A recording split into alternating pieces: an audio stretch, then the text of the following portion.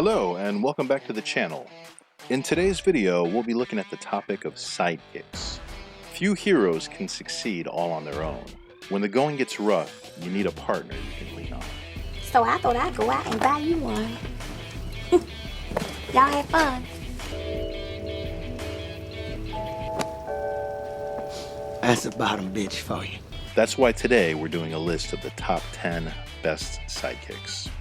For most of the series, Jesse is a humongous screw-up, kind of the burden that Walter White has to carry in order to cook the meth, to get the money, to fight the cancer, to help his family. But honestly, how else does a respectable yet down-on-his-luck high school science teacher become a meth kingpin? He gets help. Pinkman was a burnout former student of Walt's, recruited to provide expert knowledge on the world of meth heads, drug dealers, and various other aspects of the New Mexico drug scene. Jesse, although a huge dumbass, wasn't actually dumb. He learned the cooking of high-end meth quickly while working with Walt, getting to the point where in the final seasons he was regarded as a master craftsman of his art, capable of going out on his own without Walter there to supervise.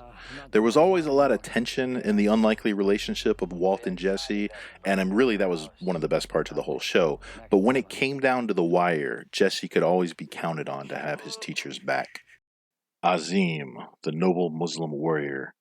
Everyone who watches movies knows that whenever you save the life of a noble warrior from some exotic culture, they then have a life debt to you.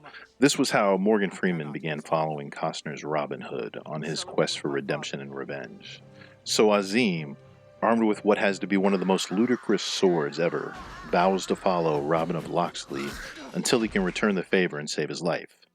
Azim may have made it a little higher on this list, but he was kind of a dick about how and when he would fulfill his vow, basically taking his own sweet time about it while Costner almost gets repeatedly skewered by bad guys.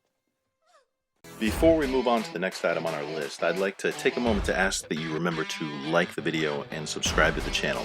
It really helps us out. And now, back to our list. Silent Bob in the Kevin Smith movies. Jay, his partner, is absolutely hilarious, but honestly, he'd get kind of annoying if you had to spend all day around him. That's what makes Silent Bob the perfect sidekick for him, the chronic to his blunt man. Silent Bob, he's chill, he's very laissez-faire when it comes to most situations, and unlike most people, he doesn't feel the need to fill the air with a lot of noise just to avoid silences. And yet, when the situation calls for it, Bob never fails to back his homie in whatever crazy scheme Jay has concocted. Plus, when you've reached your darkest hour, when you're ready to pack it in, Silent Bob is there to offer some not-so-silent nugget of timely, piercingly insightful wisdom. What did you say? You're chasing Amy. If you're looking for a hetero life mate, it would be hard to go wrong with Silent Bob. I would never let Hit Girl hear me calling her a sidekick. She does all the work, kills the preponderance of the bad guys, shoots most of the bullets. She's obviously the talent in that crime-fighting duo.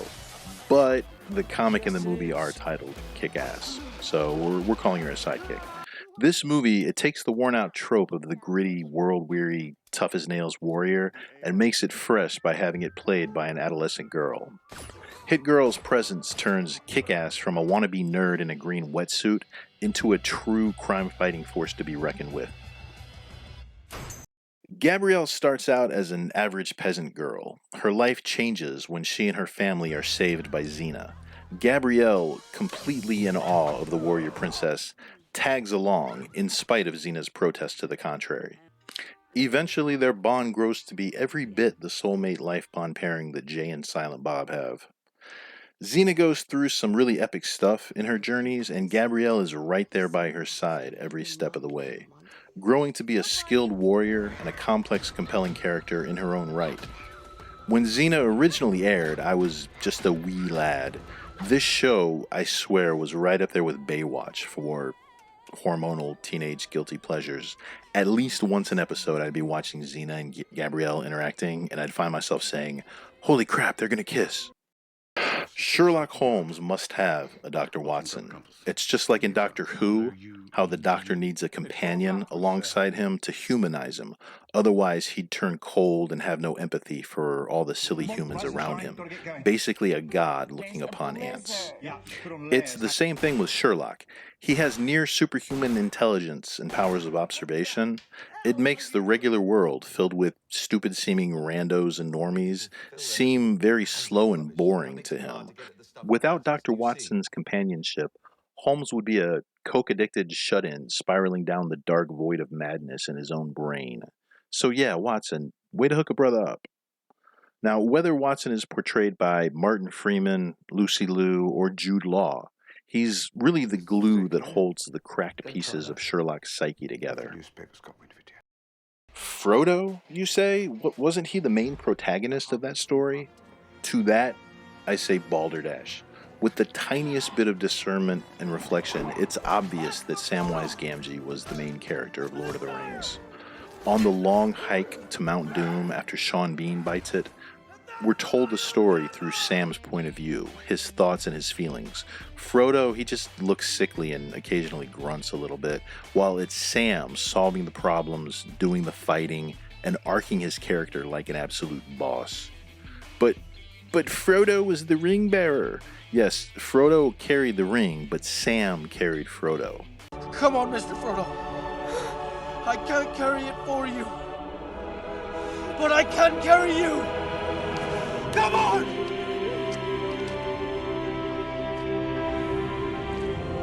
Sam was awesome. Frodo was the sidekick of an awesome hero.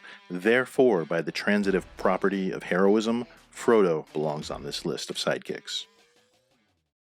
So, what started out as a life debt, with Chewbacca following Han Solo around out of honor and obligation, kind of like Morgan Freeman, who we discussed earlier, it eventually had to have turned into just straight up friendship and standard sidekickery, right? I don't know if anyone ever gets into this, but Chewie, he saved his partner's life hundreds of times before we ever meet the pair of them in the Mos Eisley Cantina. So the debt should be paid, right? It seems unlikely that Wookiees pledge their centuries-long life to any Joe Schmo that does them a solid. Chewie, he's such a good sidekick that after Han's death, instead of standing up for his rights and assuming ownership and command of the Millennium Falcon, he just sits back and lets Rey Palpatine take it over. I mean, she knew Han for what, like a few days, compared to Chewie's years of loyal companionship? That Wookiee put his blood, sweat, and hair into that ship. It was his home, where he cohabitated for decades with his best friend in the whole galaxy. But no, hey, that's cool, Rey. You're the bestest ever. Kathleen Kennedy says you get the Falcon, so Chewie just needs to sit his furry ass down and stop yowling about it. But oh hey, here's a crappy medal for you by way of compensation. Rick Sanchez ostensibly takes Morty along on all his universe-hopping adventures as a shield.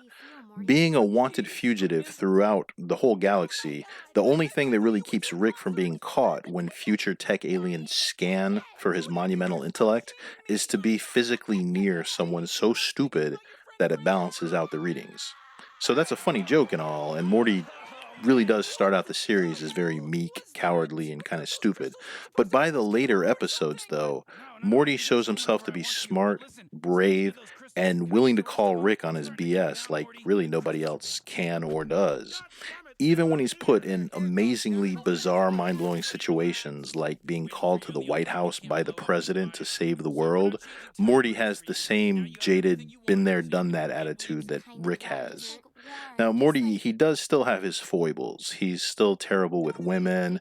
He has a lot of rage buried not so deeply. But as far as sidekicks go, he's definitely one of the best. To me, you just look like a sidekick. Oh, call me a sidekick one more time! Call me a sidekick, man, come on!